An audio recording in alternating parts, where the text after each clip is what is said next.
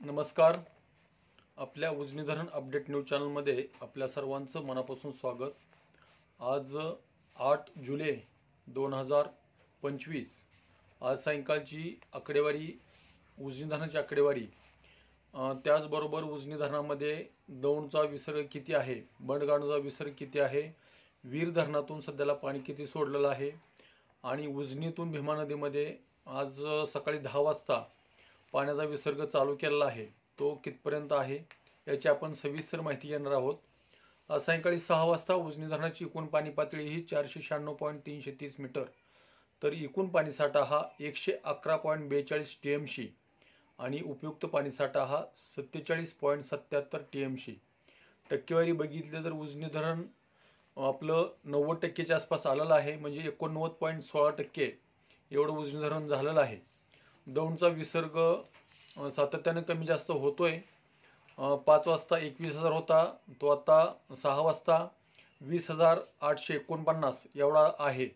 आणि बंडगाडमधून येणारा विसर्गामध्येही वाढ झालेली आहे, तो सध्याला 19,719 एवढा विसर्ग दौंडच्या दिशेने येतोय. आणि वीरचाही विसर्ग वाढवण्यात आलेला आहे, तो सध्याला 8,362 क्युसेकचा विसर्ग नीरा नदीमध्ये सोडण्यात येतोय.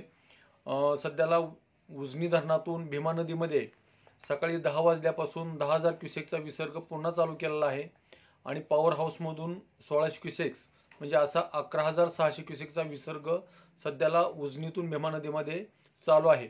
परंतु वरचा जो विसर्ग येणारा विसर्ग आहे त्यामध्ये वाढ झाल्यामुळं कदाचित रात्रीत हा विसर्ग वाढू शकतो.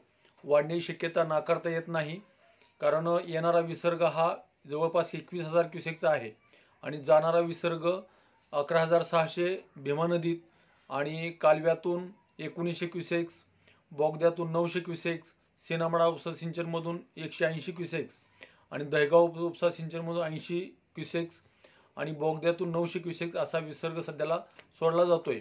परंतु सध्याला पावसाळी वातावरण असल्यामुळं पाऊस सध्याला बऱ्याच ठिकाणी चालू आहे. वरच्या जे धरणं आहेत, आपल्या उजनी धरणाच्या वर जे 19 धरणं आहेत त्या धरणापैकी 19 धरणापैकी जवळपास 12 धरणं जवळपास 80-85-90% पुढं गेलेली आहेत आणि नीरा खोऱ्यातील जी 5 धरणं आहेत त्यापैकी 4 धरणं ही 100%च्या आसपास आली असल्यामुळं येणारा पाऊस, पडणारा पाऊस आणि त्यातून निर्माण होणारं विसर्ग, तो विसर्ग खाली सोडण्याशिवाय त्या प्रशासनाला मार्ग नाही. त्यामुळं कदाचित रात्रीत विसर्ग वाढू शकतो. तर नदीकाठच्या इथून पुढं 2-3 महिने, मी तुम्ही पहिल्यापासून सांगतोय, इथून पुढे 2-3 महिने आपल्याला नदीकाठच्या शेतकऱ्यांसाठी, नागरिकांसाठी धोक्याचे राहणार आहेत. आषाढी वारीसाठी उजनी धरणाचं नियोजन बऱ्यापैकी झालेलं आहे. पूरपरिस्थिती निर्माण होऊ नये म्हणून उजनी धरणाच्या प्रशासनाने 70% उजनी धरण खाली आणलं होतं, नाहीतर उजनी धरण आपलं 1 जुलैलाच 100% झालं असतं. परंतु इथून पुढं पाऊस वाढला तर पाणी वाढणार आहे. पाणी इथून पुढं 2-3 महिने परतीचा पाऊस आपल्या भागात जास्त पडतो, त्यामुळं पाणी वाढण्याची शक्यता नाकारता येत नाही. तर अशाच उजनीच्या ताज्या घडामोडीसाठी, ताज्या अपडेटसाठी आपल्या उजनी धरण अपडेट न्यूज चॅनलला लाईक करा, सबस्क्राईब करा, शेअर करा.